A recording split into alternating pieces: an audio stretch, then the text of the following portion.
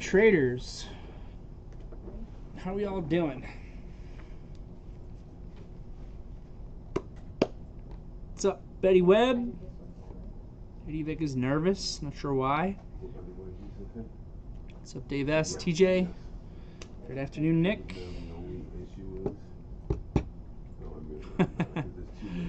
Well, nervous is okay, Eddie. It's just, you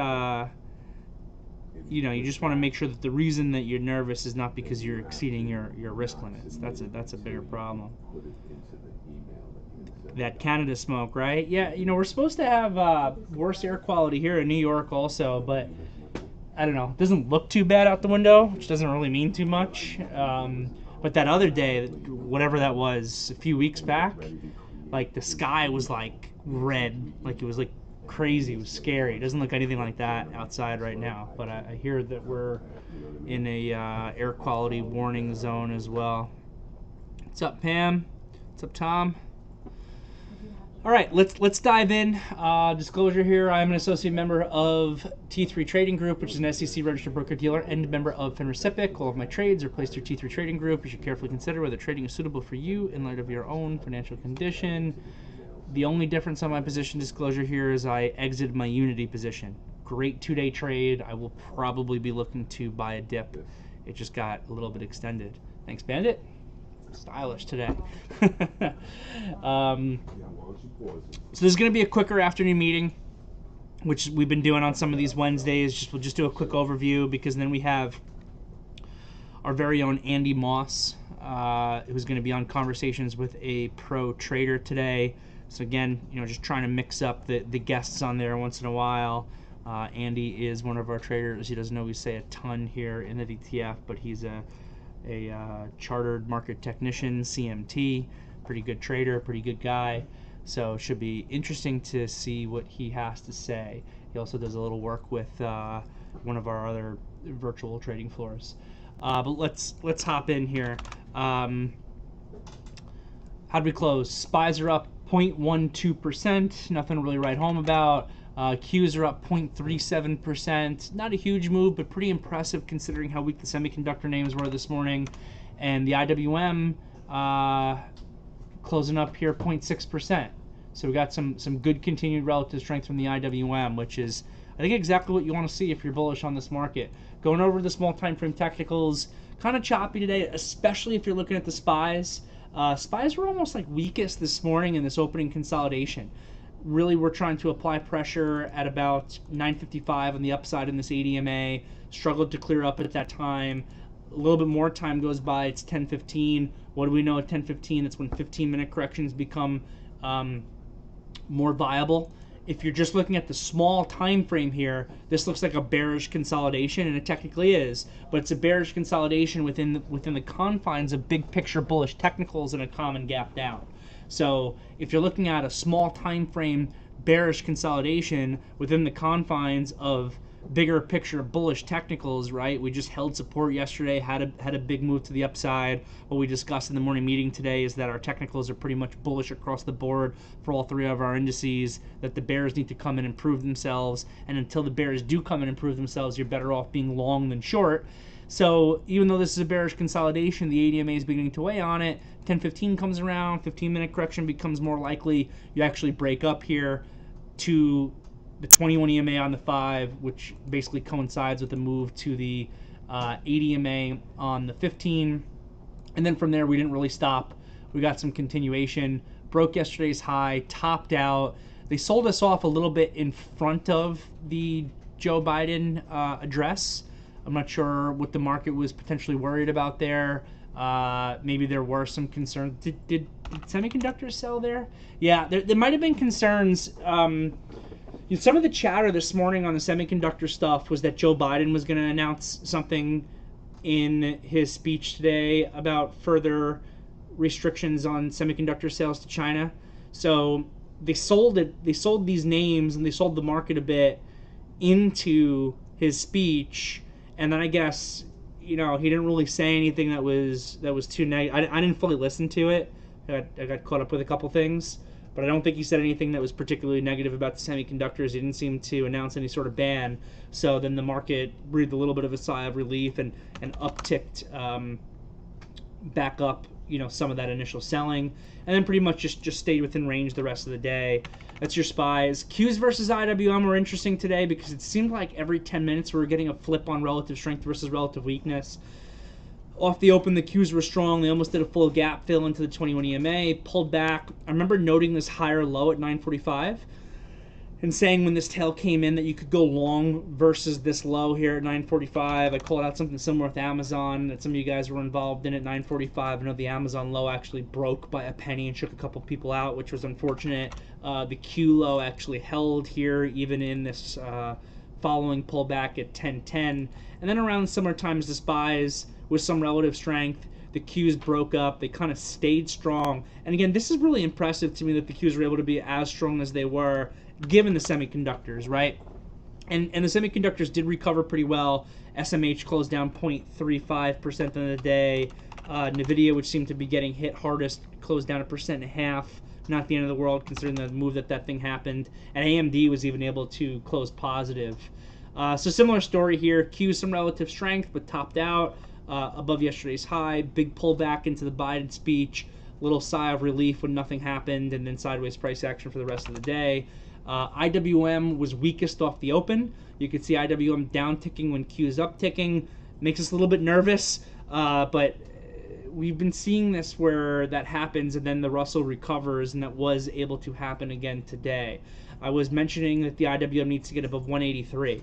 If it can clear 183, then we might be getting the all clear sign from this market. We cleared 183 at 955 and pretty much never looked back on the IWM. And then it showed relative strength in the afternoon, whereas the SPYs and the Qs pulled back pretty hard going into the Biden speech at 1 o'clock. The IWM did not sell as bad and recovered better. So the Russell here almost closed near highs, managed to close above yesterday's high. So if we go over to our daily chart technicals, we got a little bit of follow through from yesterday's strength, right? So we're really trying to see if the low from like 2 days ago and the follow through from yesterday acts as a real pivot low for the market after that broader consolidation. And so far so good. Yesterday was gangbusters for this market. Today we got a little bit of further follow through. The IWM was able to recapture 184, which was a key level. The Qs closed right around or just above that 365 resistance level that we said was pretty important with the inside day and up. And the SPYs, I have a fake tail here on my chart, so it's a little bit difficult to read. But the SPYs, gave a little bit of appreciation today as well, though nothing to write home about. As far as our list for this morning, it was great. Seriously, most of the names here on the list worked great. The hardest part was probably the execution. You really needed to have some of these on your radar at the open in order to get it, right? So we talked about snow long through yesterday's high. That's pretty much at the open. Yesterday's high in snow is 179.15. Today we opened pretty much at that price. We put in a quick low at 178.85 and then we break through. So you could have gotten in this thing for 35 cents risk, which is extraordinarily small for snow if you were really focused on it and paying attention to it from the second the market opened, which I personally was not, unfortunately. Great confirming volume here, great opening momentum. So if you were able to jump in some early, maybe you didn't get the perfect price, but got an okay price at, hopefully not too much worse than like 180, 180.50. And if you were able to capture that, it was a great opening move and then kind of rolled over and died a little bit with the market. But overall, just really good opening strength for snow, which was on our list. Netflix was also on the list today. Got a price target increase. I really liked this daily chart. Pulled back into the 21 EMA, found previous resistance to be future support, gave a good looking pivot, was showing really good relative strength pre-market. The Netflix was up like over a percentage point when we were doing the morning meeting, while the Qs were still negative. So just a lot of good layers of probability there. You had to be pretty early on it also, otherwise the risk didn't make sense off the open. The trade that I was calling for was versus yesterday's high. So you did have to pay up a little bit, and you had to be ready off the open in order to get stock. You had to pay up, probably about $2 or if not more, to be able to get stock. Good looking pivot here off the 80 EMA, another good looking pivot off the 80 EMA on the 5 minute, just a really nice trend. I particularly like this continuation hammer at 10.05. So just some potential secondary entry points on the way up as this thing gave some continuation, and like the rest of the market kind of died out with the afternoon session. Work day we had discussed. This one was sloppy. It was not that great. They got an overweight initiation that had it gapping up this morning. I thought that the daily chart looked great, but in the long run it failed to hold that 225 that we were looking at. It was okay off the open. I don't see a spot to get a great entry execution here. Maybe you could have tried buying off this continuation hammer at 9.45, that you'd be paying up quite a bit. Even if you did, the move was probably enough to get your risk covered. But then this thing just died, was sloppy, weak in the afternoon, so that one wasn't great. Tesla was really good. You know, I've been kind of avoiding Tesla. It had gotten a bunch of downgrades on the way down. We were looking for this gap fill to come in. Yeah, I think we had called for a pullback for between 235 to 240. We just got there a couple days ago. Decent day yesterday along with the rest of the market. That set you up for this inside and up with some positive news coming out of China. So Tesla was great if anybody caught that. This one was also kind of easier. I'm not going to call it easy. I don't think Tesla's ever really easy, but it was easier. You know, have stock versus the 249 area, you know, lows basically, 248.90 or so. You know, if you got some stock through the inside day high, which is about 250, $1.50 on risk, not terrible for Tesla. It gave $10 of reward in an hour, which is impressive. That's how Tesla moves. And then Tesla held 260. We called for 260 to act as potential resistance. I was even considering beginning to short up there. There was a couple spots today where I was considering to short, including Tesla versus 260. And I just decided I didn't need the battle today, to be totally honest. It looks like I could have made a couple bucks on it. But, you know, when I was thinking about shorting it, I was like, I could probably make a couple dollars here. It's extended into resistance, but do I really want to battle to the short side when I'm the one talking about in the morning meeting how we need to err to the side of the longs? We're not super extended like we were when the market actually topped out. Yesterday was only a day one for the market. We're not that extended. We can easily give continuation. So when the market's looking bullish on multiple time frames and nothing is really too extended on the daily charts, do I really want to come in and fight to the short side, even if there is an opportunity to make a couple dollars off of extension into resistance? And I just honestly decided it wasn't worth the headache, even if it, you know, kind of pulled back and you could have made some money on it. The better, easier trade was just to be long Tesla today, without a doubt. A couple other ones we were looking at worked okay. DraftKings through 26. It was a little bit tricky on the initial break, but I think one or two of you guys mentioned that you were getting long through 26 kind of the second time after this higher low. It was okay. The trade desk also was pretty good. I remember looking at this thing but thinking that it was relatively weak in the first like 7 minutes of the day and not wanting to get involved. And then by the time it breaks, I was also like, well, if I buy here, I kind of have to give it to the low of the day. So I didn't like the risk reward on it. Also worked really well. That was on our radar. But just because something works does not necessarily mean that you should be in it, right? We have to assess not just the probability of success, but also the risk reward. And even though this daily chart looks fantastic and I'm a big fan of the company, I didn't love the idea of, you know, coming in and buying 77.25 versus 76.34 and, you know, risking about $1 in this thing after such a big initial move here to go from red to green. So, you know, kept it pretty conservative with some of that stuff. DoorDash was another one. On my list this morning, I mentioned that I really don't like the company. I will stick with that, but it's a fantastic looking chart, inside and up. The CEO was on CNBC this morning. Just another one that was, you know, pretty solid here for continuation. But you also have to have it on your radar off the open, and this stock can be pretty thin off the open. So another one, pretty good, a little tricky as far as the execution goes. And I mean, that's pretty much it. You know, it sounds like some of you guys caught those trades really well.